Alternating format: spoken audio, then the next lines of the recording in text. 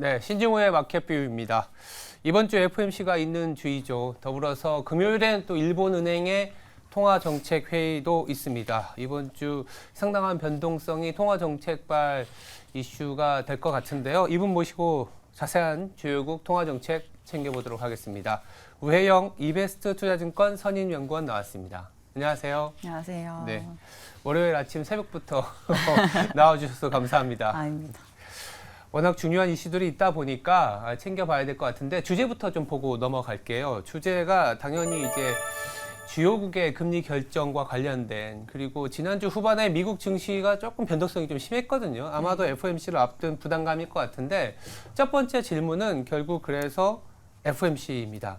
FOMC가 이번 주에 있습니다. 우리나라 시간은 목요일 날 알게 되잖아요. 네. 금리 동결이 확 실시되고 있는데 실질적으로는 9월은 뭐 금리 동결해도 크게 큰 충격은 없을 것 같아요. 근데 이제 그 수정 경제 전망이라든지 네. 여러 가지 점도표 더불어서 연내에 추가 금리 인상 가능성이 상당히 많아지고 있는 상황이어서 네.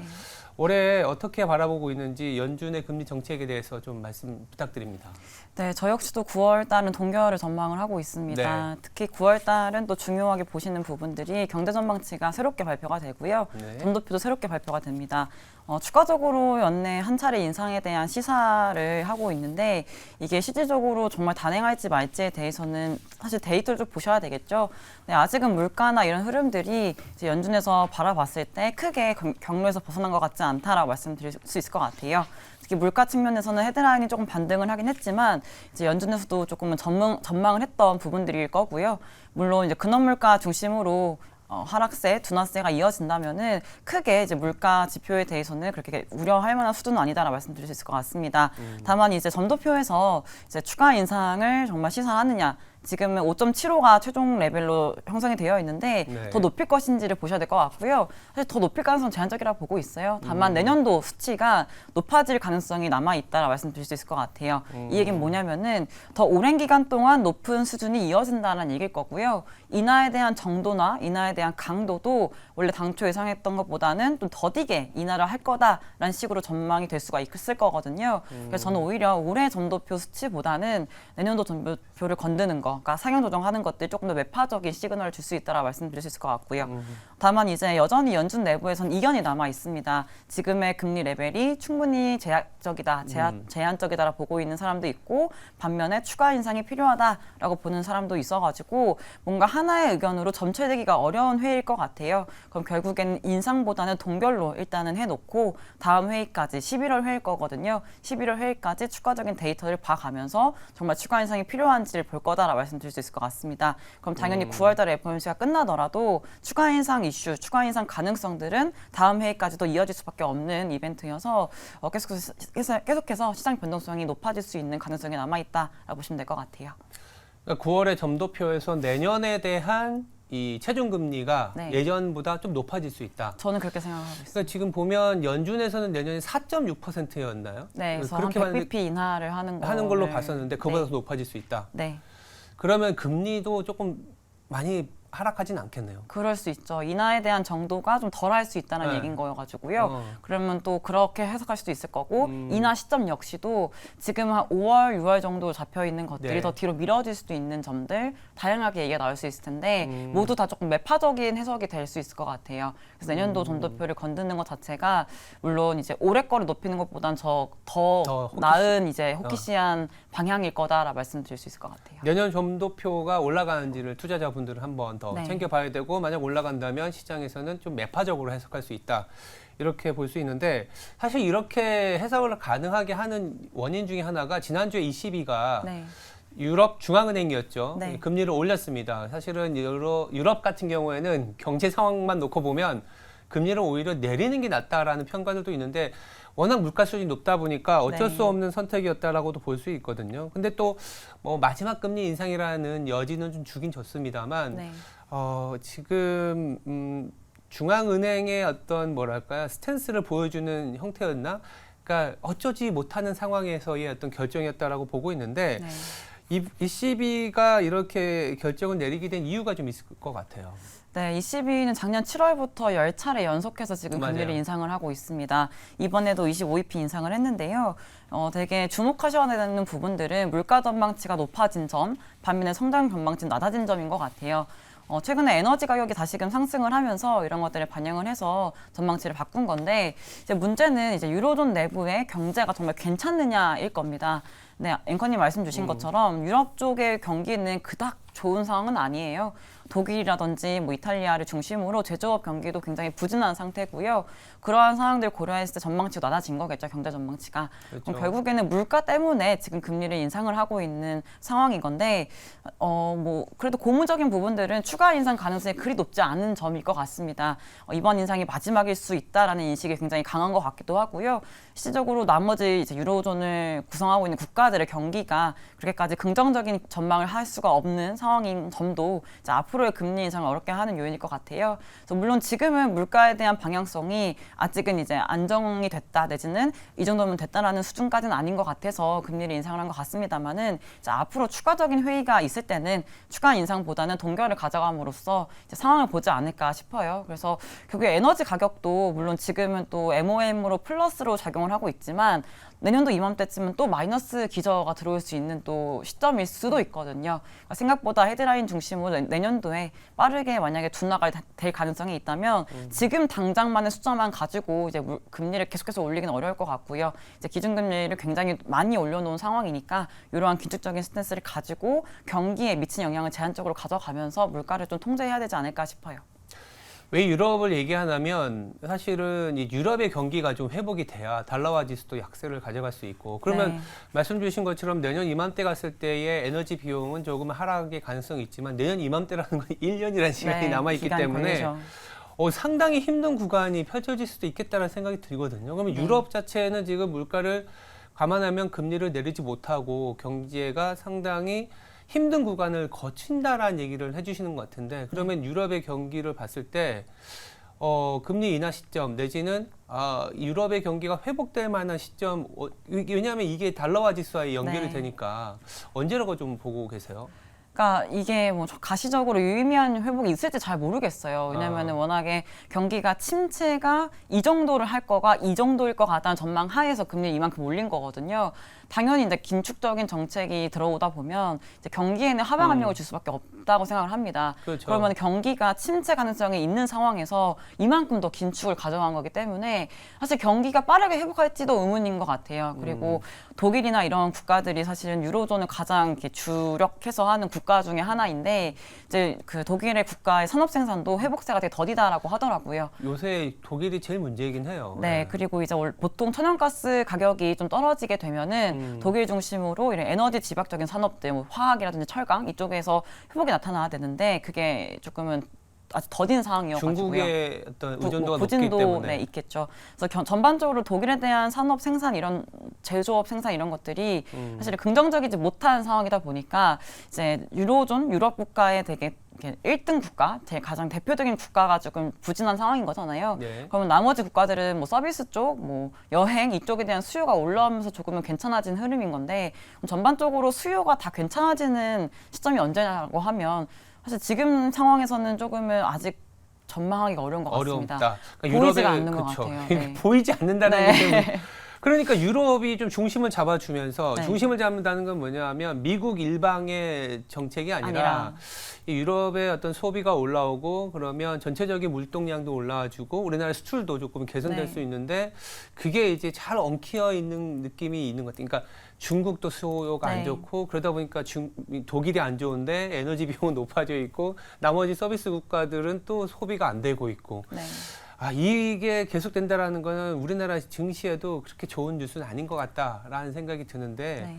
한편으로는 또 이제 달러화 지수를 얘기를 드린 이유는 유럽이 굉장히 중요하다라고 하거든요. 근데 한편으로는 또 달러화 지수에 또 일본도 들어가 있어요. 일본의 엔화가 좀 강세를 가준다라고 해줄 때는 또 한편으로는 달러화 지수가 약해질 수 있거든요. 그 강세가 수요 회복일 때인데 최근에 이제 일본 은행에 대한 관심도 상당히 높기 때문에 이번 주에 또 공교롭게도 FOMC 다음 날 우리가 BOJ의 통화정책 회의를 앞두고 있습니다. 지금 관건은 이 YCC 정책을 과연 네. 일드 커브 컨트롤이라고 하는 그 금리를 좀 잡아두는 그 정책을 종료할 것이냐, 내년에는 마이너스 금리 정책도 철폐한다 이런 전망까지 나오는데 어떻게 지금 전망하고 계세요? 사실 마이너스 금리랑 YCC 정책이랑 보시면 YCC 안에 마이너스 금리가 있다 생각을 합니다. 왜냐하면 YCC라는 것 자체가 일드 커브를 통제한다, 수익률 부분을 통제한다는 의미이기 때문에 특정 금리 레벨에서 이제 금리가 올라가지 않도록 막는 정책이거든요. 네. 현재 이제 BOJ는 단기물 금리 마이너스 0.1%, 10년물 금리 0%에 맞추는 정책을 펴고 있어요. 그래서 결국에 마이너스 금리를 해제하고 나서 YCC가 엎어질 수도 있는 그런 과정일 수가 있어서 사실 제가 생각했을 때 마이너스 금리가 먼저 해제가 될 것 같습니다. 다만 그 시점 자체가 연내는 어렵다라고 생각을 하는 이유가 현재 이제 BOJ가 가지고 있는 물가 안정 목표는요, 그냥 2% 달성이 아닙니다. 임금 인상이 동반된 수반된 2% 상승률이거든요. 네, 현재 이제 올해 같은 경우는 연초부터 해서 춘투라고 해가지고 노사 협의가 있거든요. 그 결과 3%대의 임금 상승률이 30년 만에 나왔어요. 30년 만에. 네, 근데 이러한 그 기조, 임금 인상의 기조가 이제 앞으로 지속될지가 확인이 돼야 이제 앞으로 임금이 인상이 돼서 소비자들, 가게가 소비를 많이 하게 됐을 때 기업들도 마진이 올라가고 투자도 많이 하고 이런 식으로 선순환이 나올 수가 있거든요. 근데 이제 아직은 임금 인상의 결정이 올해밖에 못 본 거고요. 이러한 기조가 내년에도 이어지지는 내년도를 봐야 돼요. 내년도 춘투가 내년 뭐 3월달, 4월달 시작이 될 거고 결과가 한 5, 6월, 6월, 7월쯤 나올 겁니다. 그럼 최소한 그 결과가 나와야 이제 일본은행이 판단을 했을 때 올해도 작년과 같이 임금 인상 기조가 이어졌구나라는 판단이 될 수가 있을 것 같습니다. 현실적으로 임금 인상이 또 이어지면서 물가가 상승할지 판단이 되기 위해서는 내년도 1분기는 지나봐야 알 수 있다는 생각을 하고 있어요. 그럼 마이너스 금리 해제나 YCC 정책의 수정은 이러한 결과를 봐야 바꿀 수 있는 정책일 거다 생각을 하고 있어가지고 그러한 큰 틀의 정책 변화는 내년도 2분기 정도 돼야 정책이 바뀔 수 있다고 보고 있고요. 네. 다만 올해 계속해서 마이너스 금리 해제 가능성이 없지 않다라고 우에다 총재가 말을 하고 있는 거는 정말 정책을 변화시키겠다라기보다는 저는 이제 엔화 약세를 조금은 방어하기 위한 구두 개입이지 않았을까라는 생각을 하고 있어요.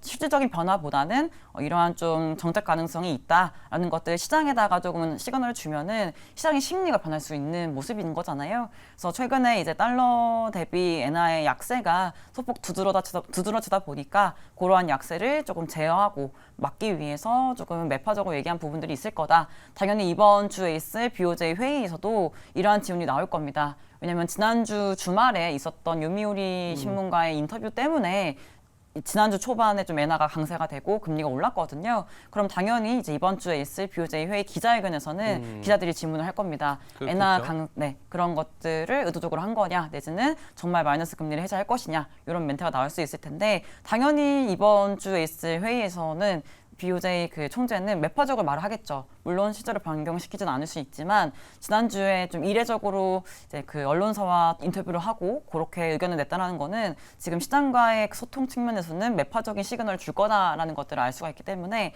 이번 주에 있을 회의에서는 그렇게 말할 수밖에 없을 것이고 그럼 결국에는 엔화의 강세 내지는 금리 상승이 촉발될 수가 있다라고 보시면 될 것 같아요.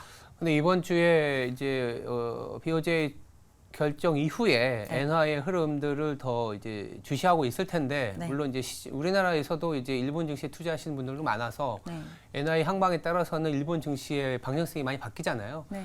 뭐 엔화가 약세로 가면 오히려 일본 증시 강해지고 엔화가 강세로 가면 또 일본 증시 약해지는 그런 흐름들일 텐데 지난주부터 실질적인 정책 변화는 내년에 가서야 알겠지만 일본은행 총재가 약간 구두 개입을 통해서 엔화를 조금 약세가 최근에 너무 가팔랐기 때문에 좀 통제하는 느낌 아니면 약간의 방향성을 바꾸려는 느낌이 있을 것 같긴 하거든요. 근데 이미 또 노출이 됐고 내년 내년 1분기 이후에 가야 정책 변화가 있는데 엔화가 강해질 수 있어 이런 생각들도 있어서 앞으로의 엔화 전망도 굉장히 어려울 것 같거든요. 어떻게 보고 계세요? 네, 제가 말씀드린 정책의 변화는 큰 틀의 변화라고 말씀을 드렸고 그 얘가 마이너스 금리 해제, 내지는 YCC 정책을 추가 수정을 하든지 아예 폐기를 하든지의 방향성일 겁니다. 그 정책 결정이 나올 수 있을 가능성이 높아지는 시점이 내년 2분기다라고 말씀드린 거고요. 네. 그 전에는 그 외의 정책들이 바뀔 수가 있겠죠. 예를 들면 자산 매입 규모가 뭐 줄어든다든지 내지는 뭐 정례적 일반적인 국채 매입 규모를 줄인다든지 내지는 뭐 포워드 가이던스 이런 것들도 추가적으로 변경시킨다든지 이런 식으로 정책을 일부 수정을 할 가능성이 있다라고 말씀을 드리는 거고요. 다만 지난 7월 달 회의에서 YCC를 유연화하는 결정을 했기 때문에 네. 지금 당장 또 정책이 바뀌긴 어렵다라는 말씀을 드리는 겁니다. YCC가 유연화됐다는 얘기는 이제 일부 금리 상승을 용인을 하겠다라는 거고 그렇죠. 국채를 좀 덜 사주겠다라는 것들이 결국엔 결론적으로 나왔거든요. 그러면 다소 정책을 완화적으로 유지하겠다라는 스탠스와는 달리 사실 시장에서 받아들인 이러한 변화들은 조금은 정상화로의 한 걸음, 조금은 매파적인 부분들로 해석을 한 부분들이 있어가지고 이제 앞으로 추가적으로 이거를 수정을 또 한다든지 내지는 말씀드린 추가적인 정책을 변경시키는 것 자체도 이제 계속해서 앞으로의 정책 정상화 기대감을 높일 수 있다는 생각을 하고 있고요.